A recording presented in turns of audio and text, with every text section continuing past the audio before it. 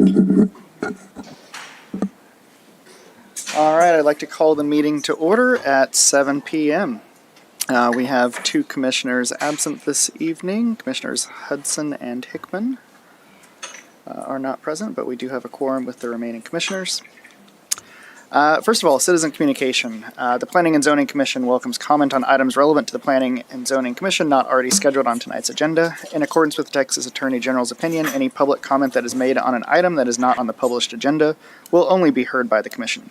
No formal action, discussion, deliberation, or comment will be made by the Commission. Each person providing public comment will be limited to 3 minutes and will be asked to state his or her name and address for the public record. Is there anyone present wishing to address the Commission this evening? Seeing none, we will move on to the next agenda item. Item 3, the consent agenda. All matters listed under the consent agenda are considered routine by the Commission and will be enacted by one motion. The items include preliminary and final plats where staff has found compliance with all minimum subdivision regulations. All items approved by consent are approved with any and all staff recommendations. There will not be separate discussion of these items. If any commissioner desires to discuss an item on the consent agenda, it will be moved to the regular agenda for future consideration. Are there any items the Commission wishes to remove from the consent agenda? All right, let me go ahead and read through those items for the record. So 3A, approving a preliminary plan for Impact Way, an approximate 17.6863 acres of land. That's a very precise acreage of land out of the William Caldwell Survey, Abstract 162 in Travis County. Item 3B, approving a preliminary plan for 15218 Cameron Road Industrial, an approximate 43.22 acres of land out of the William Caldwell Survey, Abstract number 162. Item 3C, approving a final plat for Murchison Tract Phase 1, a 65.185 acre tract of land situated in the Williams Caldwell Survey, section number 66, abstract number 162. Item 3D, approving a final plat for Murchison Tract Phase 2, a 48.447 acre tract of land situated in the William Caldwell Survey, section number 66, abstract number 162. 3E, approving a final plat for Murchison Tract Phase 3, a 10.700 acre tract of land situated in the William Caldwell Survey, section number 62, abstract number 162. 3F, approving a preliminary plan for Downtown East Subdivision preliminary plan, a 29.0922 acres out of the CS Parish Survey number 2, abstract number 261, and the Sephram Island Survey number 1, abstract 265. Item 3G, approving a preliminary plan for Biltmore Subdivision preliminary plan, 73.35 acres situated in the TS Barnes Survey, abstract number 67. And item 3H, approving a final plat for Downtown East Subdivision, final plat 29.0922 acres out of the CS Parish Survey number 2, abstract 261, and the Sephram Island Survey number 1, abstract number 265. Hearing as there were no items that any commissioners want to remove from the consent agenda, I'll accept a motion to approve these items. I move that we approve all items on the consent agenda. Second. All right, all in favor? Aye. Any opposed? All right, the motion passes. Thank you. Up next, item number 4, public hearing. The Commission welcomes comment on the following items. Each person providing public comment will be limited to 3 minutes. Will be asked to state his or her name and address for the public record. Item 4A.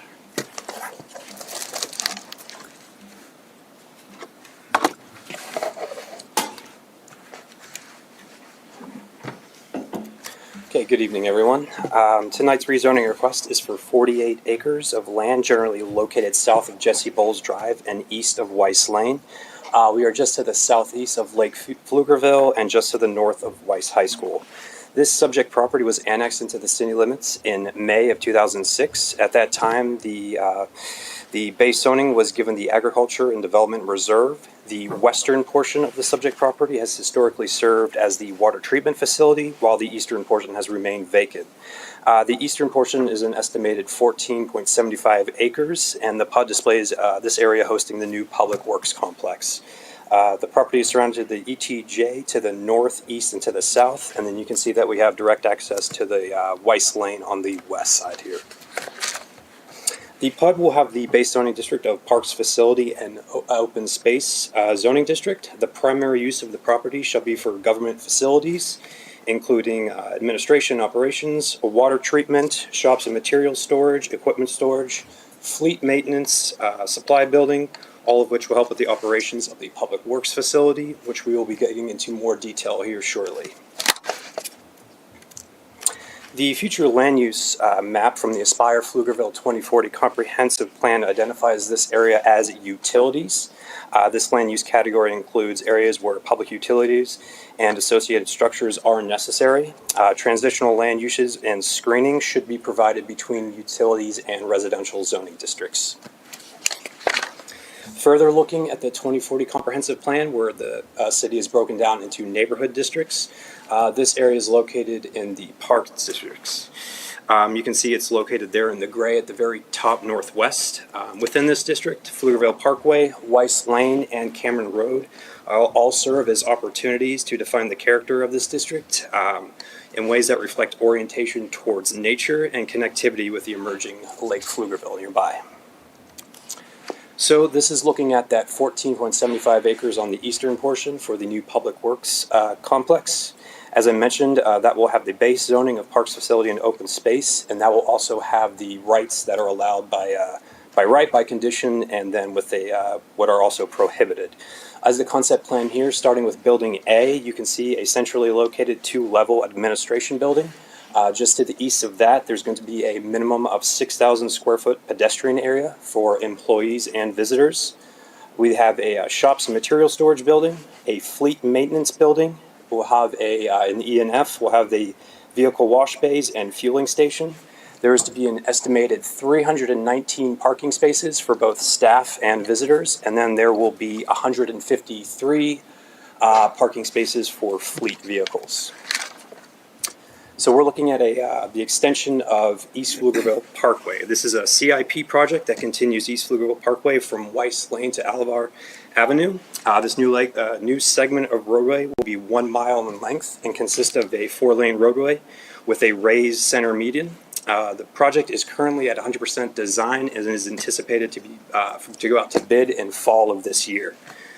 This realignment extension will run along the northern boundary of the subject property, and that will allow direct access for the Public Works facility to the north. For the time being, the facility will have access to Weiss Lane, as the Public Works complex will have access through the water treatment plant.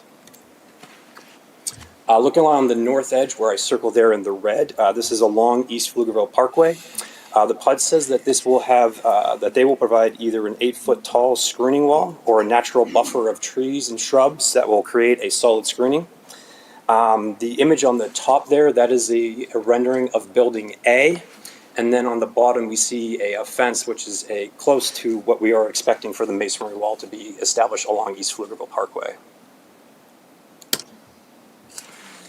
And then we have, looking at the screening to the east and to the south, there will be the screening as well as a buffer yard will be provided for both of these property lines to include natural trees and shrubs to also create a solid screen. The images on the left show the proposed screening of the east and south property lines. The comprehensive plan shows that the property to the south of us is anticipated for neighborhood retail, office, commercial, and then property to the east is intended for residential, mixed-use residential development. So these additional screening is to be aesthetically pleasing and also to be neighborly too. So the proposed PUD meets the envision of the 2040 Comprehensive Plan by ensuring community facilities and public services sufficiently fulfill the needs of the community. They provide a high level of services for residents as the city continues to grow. The proposed PUD supports the utilities future land use by providing facilities that support the future growth of the city and provide a central location that will be accommodated by both current and future staff members.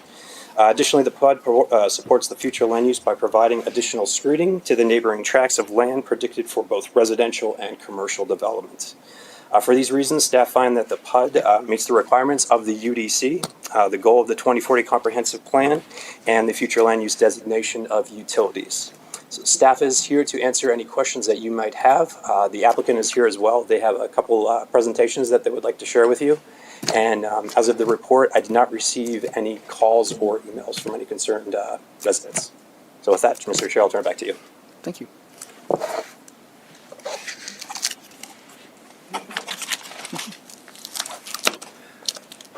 We're good to Oh, yeah, go ahead. Is the applicant the city? Yes. Okay, great. Yes. Just checking. Good evening, Commissioners. Brandon Pritchett, Utility Director for the city.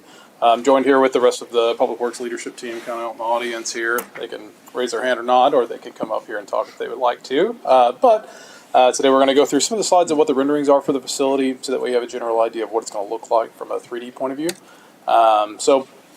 As Michael pointed out, that's the front of the facility, so building A or building 1, which is the front where the administration facility is. So this is where the public would come in to be able to park, to be able, if they need something from Public Works or any of our staff, this is where they would park and be able to interface in with the Public Works staff. So then when you're looking out from the future Pflugerville Parkway, this is generally where that front parking lot is with the areas where the administration staff will be located. So you have a variety of staff that are co-located here, the first floor being a significant amount of our field staff with the administrative support staff on the second floor. So again, this is just another rendering of the front of the building. Again, same building A, the front face of the building. And then when you look the same, it's just a different angle of the same building as well. So we're still in the administration building currently, since this is the most public facing portion of the facility. Again, same look, different level. And then when you start looking at the actual buildings that are out of Public Works, so to be, transparent, we have a significant amount of services that Public Works provides. So we have utility operations, we have street transportation operations, fleet maintenance for the entire city. So our plethora of different services are very wide ranging. So it's not just as simple as a one building that we different buildings internal city services as well as external city services for utilities and streets and drainage as well. So this supply building you see, so when we are dispatching out crews, when we're doing work out in the city, the supply building houses all of that equipment. So we have a significant amount of inventory. So whether it's utility inventory, streets inventory, so when we do that, we have to be able to set up equipment for the crews to be able to pick up in the morning to go do their jobs for the day. Whether that's patching a pothole, repairing a water line break, they need to be able to inventory what they need, grab it from the supply building, and go out and do the work that they're required to do for the city. Thought I pressed there. So the shops building, which is directly adjacent to the supply building, so we have a significant amount of varying shops. So we have a meter shop. So our staff that do water meter testing, they bench test these. So they put them on a bench, and they have to do that from a shop. So they set up a meter, test it, calibrate it as they need to. And then you have things like the sign shop that create the signs that you see all over town. So they have to actually make a sign in the shop, and they dispatch those out for crews to pick up to go install. So any shop that we do for Public Works, whether it's storing of mowers, facility maintenance shop, sign shop, all of those are all housed within the, quite literally, shops building. And then we have the fleet maintenance building. So again, so we're not planning to keep the fleet maintenance, but it was a good play on the PF that we thought would be, or we kind of internally joked about. But so fleet maintenance, so all of the fleet vehicles across the city, so both Public Works, PD, planning, everybody has to provide, bring their vehicle in to be serviced by our own internal fleet services division. So they do all of the maintenance on any kind of fleet vehicles, and they bring those into bays, do just like any other mechanic shop that you find around the city, except just for city vehicles. And that, sorry, I thought there was a last slide there, but that's the overview of the facility. So there's a bunch of different things that we provide, as well as that we provide for internal within the city. But again, happy to answer any questions. We have all of our staff here to be able to answer. If you have specific questions for any of the departments, we're happy to be here to answer them for you. Sure, let me start by asking if there is any members of the public that would wish to speak in the public hearing. Otherwise, all right, seeing none, we'll go ahead and I'll accept a motion to close the public hearing. So moved. I'll second. All right, all in favor? I had some, oh, sorry. Aye. Now we can ask questions? Sorry, let's do that vote one more time. Okay, All in favor? sorry. Aye. Aye. Aye. All right, the ayes have it. Thanks. Yes, we can absolutely we have our can ask discussion now. questions. Okay. I see beautiful white downspouts and lovely, lovely roof lines. Is there any way to do any rainwater collection or underground water storage from all these roofs? So there's a give and take with rainwater collection, right? So you have to wait until it rains, and then how do you do a cistern? So the biggest problem with doing rainwater collection is how do you recycle that water? There's a significant amount of impervious cover on this site because we have a large fleet. And so the problem is if we have a cistern there Got it. becomes more of a problem because we don't have a place to use it. Okay. So we might create ourselves a A problem. different type of problem. Okay. So additionally, you have a lot of roof. Have you looked at any solar panels or battery storage? So we talked about it, and right now we're happy to make it solar ready. The Yes. biggest problem with with installing the large amount of roofs, the problem is the cost. So we're looking at a $70 million facility, and every dollar we take out to put on solar is a dollar we take out of the services provided to the city. So we're happy to incorporate solar ready for those. It's just a matter of when you look at the amount of rooftops, that's a lot of money to expend in solar panels. up Right. front. I just didn't know if there was any, I mean, I know I got part of a government low interest loan to put solar on my home, and I didn't know if that applied to city or commercial. Sure. I mean, it's a 25-year really low interest loan. So there's grant programs out for municipalities to be able to do solar panels. Again, the problem with grants is we're currently have one right now with TDM and FEMA that's on year 2 of waiting on approval. And so the biggest problem for that is when you do loans of that size or grants of that size, Right. is the lead time to get the funds. Making it solar ready is perfect. Okay. And my last question is, any electric vehicle chargers or at least charger ready? So here's the problem with our fleet. We drive large trucks, so F-550s. We're towing backhoes, like they're Right. huge. So I'm carrying. My folks, Evans folks, they're hauling around 3 people and a dual cab F-550 that's possibly hauling a trailer with a backhoe attached to it. To try to figure out what we would need to make that electric connection is a little more difficult now, not knowing what that's going to look like 5 or 10 years from now. Sure. So when you look at our fueling facility now, it's above ground storage tanks because those are easy to remove if we move to an overall electric fleet. And so we can have that ability in the future, but the problem now is our fleet is so mixed Right. that it's hard to be able to incorporate that in, not knowing what we're going to need for these huge vehicles. Sure, sure. I do see a number of Parks and Rec pickup trucks, and I know there is a Ford F-150 The, electric. Those are not housed in this facility. So Public Works encompasses utilities, streets, drainage operations, our admin services, and development engineering. So parks and parks maintenance, they're their own department that are housed in a different Got facility. it. Thank you. Yes, ma'am. So I have a question. Because of its location and size and all that it accomplishes, as Pflugerville grows, I'm sure our city leadership will be considering public transportation, so like bus systems and tie-in into Cap Metro and et cetera and so forth. In the event of that happening, is this the place where those things would be, or is that a completely separate property elsewhere that would be something else going on? Completely separate property. If you're looking at housing buses or even charging stations for like electric bus or some sort of large-scale public transportation, it would have to be its own type of setup. Those are a significant amount of space that you need for those type of buses that if we did that here, we'd kind of have to take a building out. So we don't really have the space to be able to accommodate, and it would make more sense on who's providing that. Is that in your purview? Do we have a transportation department? Its transportation is Evans, but as far as public transportation, as far as internally, if we're going to provide it, I think that's a kind of anyone's guess. What's the best path for that long term? Wonderful, thank you.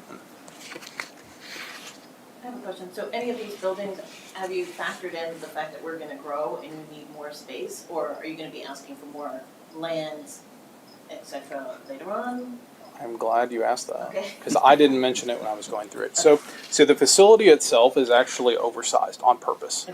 So if you look at the actual plan view of all of the offices and space, you're going to say, what are all these extra huddle room? What's this? So a lot of the spaces are intended for future offices, future storage space, with the intent that they can be expanded out or people can office in them for this to serve the city, Public Works at least.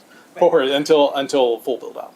Okay. So there's a lot of, like I said, extra space in there on purpose because we don't want to run into the issue where, in 5 years I come back and say, I really need Yeah. an extra building here. Now there is the ability to expand this fleet maintenance building. Okay. So this is a co-located. So about 70% of it is fleet itself, and there's storage bays for we have hydro excavators and things that need to be within a bay.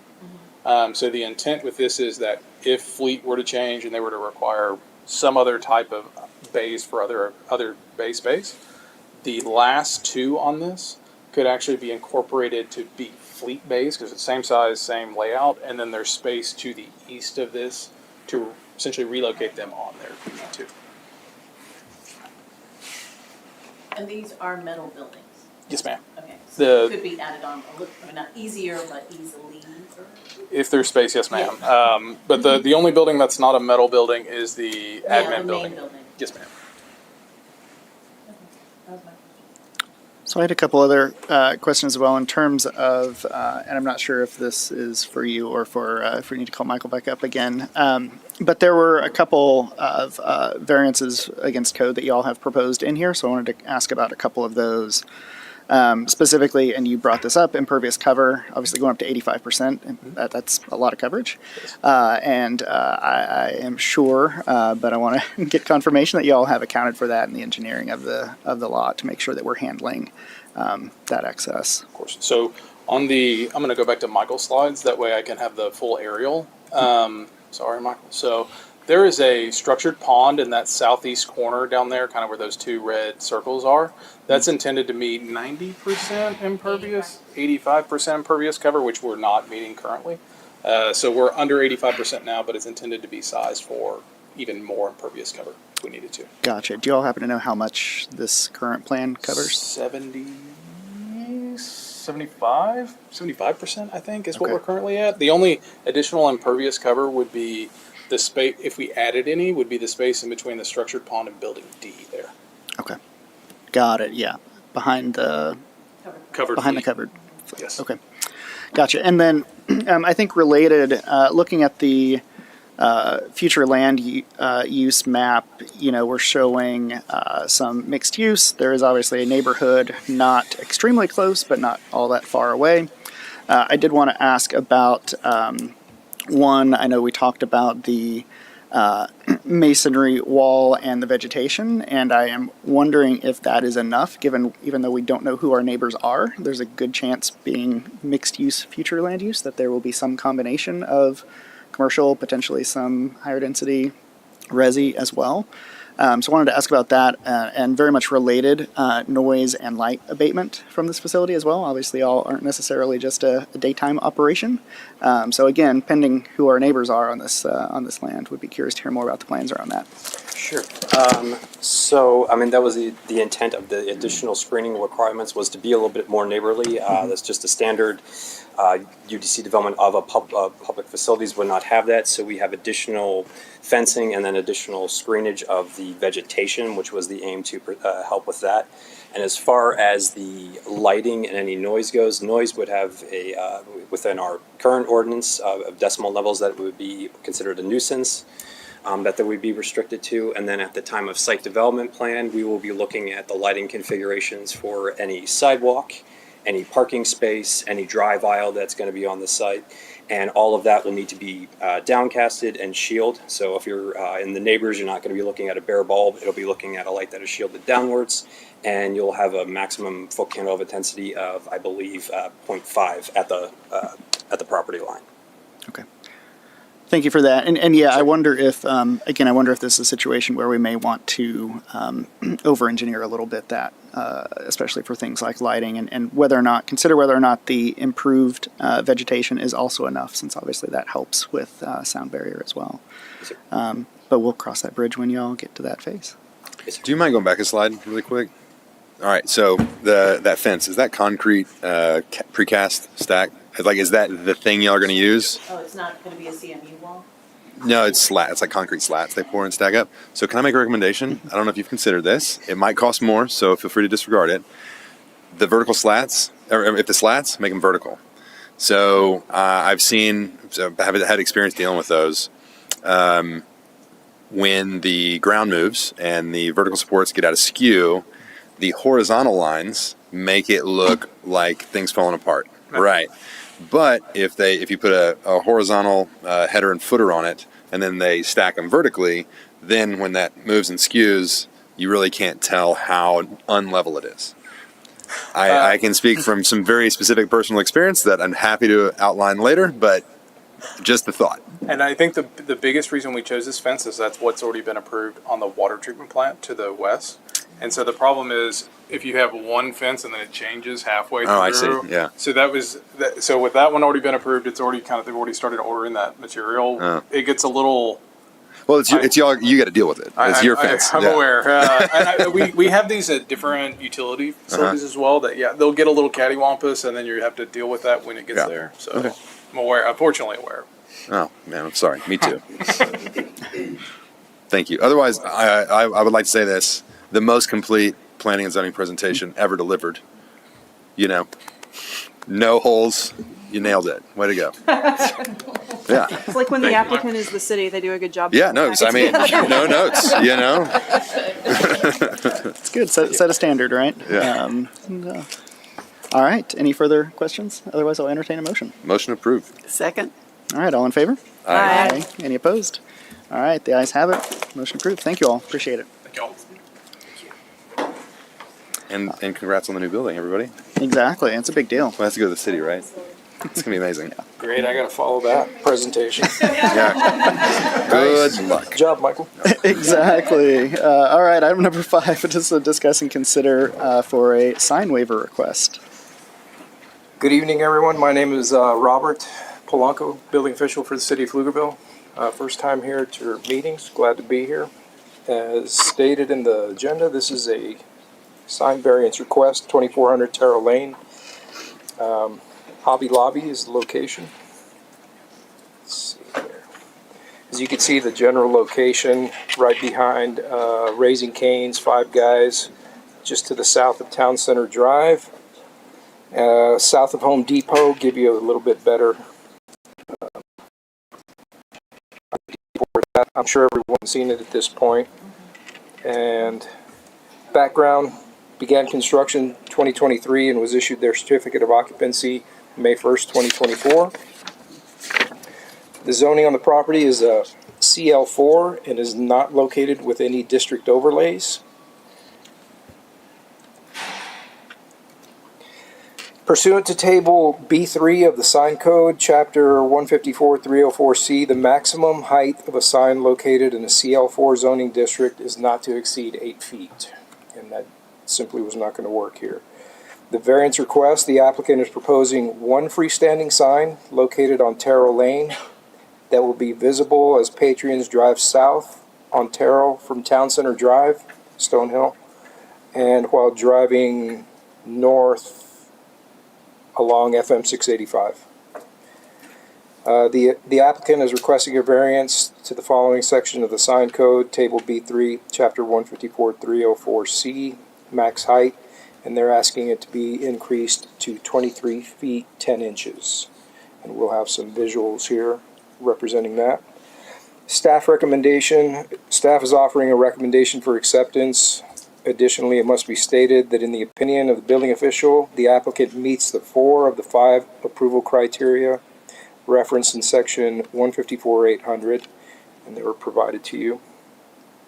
These are, anytime variance is considered, you've got to meet 4 of these 5 different criteria, and I believe they've met the 4. This is the view from the business. This is the, I'm sorry, if you have any questions at any point, just let me know. And the applicants are also here tonight if you have any specific questions for them. They provided the following images. View from the business. This is looking north to the wall. Home Depot would be directly, a little bit to the left of where that truck is. So they kind of sit in a depressed area. Northeast approach from Dessau. There's a visual representation a little bit later. As you can see, if you're driving north here on 685 towards Town Center, an 8-foot sign is going to be completely obscured. You'll never see it. There on the very left of the screen, you can kind of see the very top of the Hobby Lobby itself. Again, another view coming up north from Dessau or FM 685, approaching that light at Town Center. Making the turn.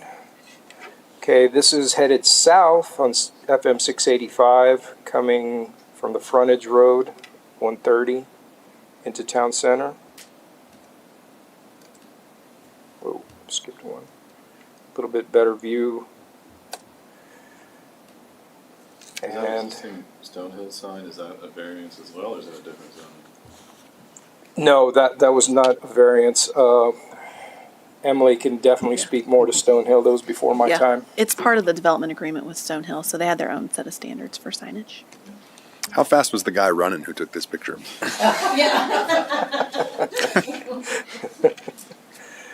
So as you're approaching Town Center Drive, you'll see over there to the right, believe it or not, Hobby Lobby's down there somewhere. Turning west, going towards Home Depot, and Hobby Lobby's going to be down there on your left if you hook a left there on Town Center Drive onto Terrell. And there's Hobby Lobby down there.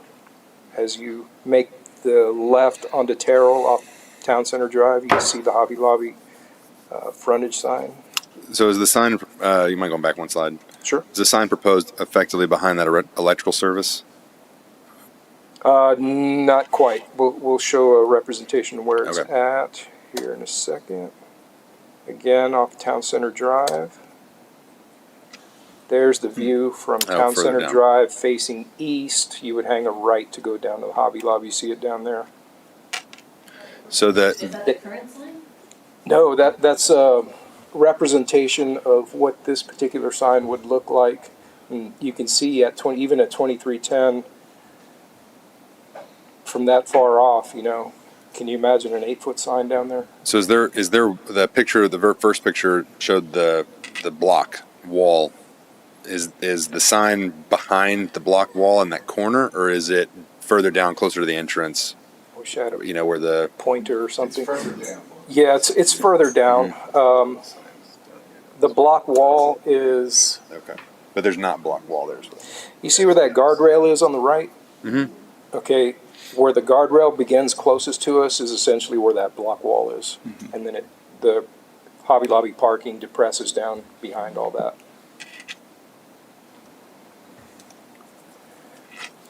Better view. Facing north on Terrell Lane, this is the turn into the Hobby Lobby itself, and that's where the proposed location is. Where you were talking about the block wall is, Up that if hill you there. look further north on the other side of their parking lot. Is this sign meant to be shared with other tenants if they develop further down? No. No, this is strictly. It's at the. If you don't mind coming up to the mic, just so that You we wanna can. come up? Sure. This is Mr. Pat Sawyer, he's Hi. the applicant. I'm Pat Sauer with Identity Capital. We developed the Hobby Lobby and own the Hobby Lobby store. It's at the maximum square footage, which is 72 square feet. The Correct. sign, the There's sign no- face, yeah. And just for a little background, can I back up for a second? This might help just explain a little better. When we got involved in this project, you could see the Shops Road, we're just south of Raising Cane's. When Raising Cane's and that Five Guys building and the building to the south were first developed, Barth Timmerman reserved an easement on Shops Road, which is the logical location for a multi-tenant sign. And we went through, and I thought, when we got involved in it, I thought, oh, God, great, he's already got an easement, we can get a sign here, so we submitted for a sign. That's why it's unusual for us to come back at this point, but we've been trying to get a sign for a couple of years. And the issue was, at first, engineering didn't like the sign proposed where that easement was, and we were actually putting 11 tenants on that sign and only increasing that 72 square feet up to 100 square feet. So we had a bunch of small signs right at that entrance at Shops Road. The problem was engineering didn't like it. They felt like it obscured the view of people exiting South Road to turn right on DeSalle Road. So we made some revisions. We actually tried to raise the sign and make it see-through, but the city attorney came back and said, no, you can't get a variance for that because no pylons are allowed in the city. And then it was kind of realized, oh my gosh, it's an off-premise sign. So we had a couple of problems that didn't work. And at the time, the owner of the rest of the land, there is a provision within the ordinance to do multi-tenant signs and to do a comprehensive sign plan for a project like this. But at the time, the Barth Timmerman, he wasn't in a position to, I guess, plat enough of an area where you have to get over 50 acres if you're going to go get a comprehensive sign plan. So we just kind of are at a point where we just need a sign. And Hobby Lobby is struggling a little bit here, primarily because of the property to the north was built up. It's a 17-foot retaining wall that was built there. And so within the ordinance for the sign, that is a hardship because the topography was caused not by this property, but by what was built to the north of it. So I hope that helps explain. I mean, we looked at putting the sign, the logical place to put the sign is at the corner, right at Town Center Drive and Terrell Lane. And if you put the sign there at 8 feet, it's I don't know, 9 feet below the top of that wall. So, but then as we were working through it further, we said, you know what? It would be best, I think, for everyone if we put it on the south side near the drive so everybody knows how to get in there. And you can still see it even though the elevation drops dramatically from the corner of Town Center and Terrell Lane. Does that help explain kind of where we've been and what we're trying to accomplish? Thank you. Yeah, thanks for the extra context. So I do have a question for future development, and you may not know this, the city might. So if we're looking at that picture right there, you're below light height, so that's 36 feet, or is that 32 feet for the pole lights? The variance request is for 2310. So that's the sign, but you're below, what I mean is you're below pole height, the adjacent I don't know pole how height. tall those poles are. They're Okay. generally about I mean, 20 this feet. is I don't know if it's AI generated. It might be AI generated, but This was developed by our graphic designer. right. I don't know if that's accurate because the building behind it is 35 feet tall. Well, please understand that it's kind of like in a bowl. That piece of property is kind of Right. like in a bowl. Well, down there. it's- So of course it's gonna look taller from this angle. Right, But it is under the lights. But he's talking about that light standard, and I actually don't remember the height of the light standards. I thought you said that. I guess 32. Well, so I guess what I'm getting at with Yeah. for the city is so if we have one here, let's assume that the next, acreage immediately to the south is going to be developed, right?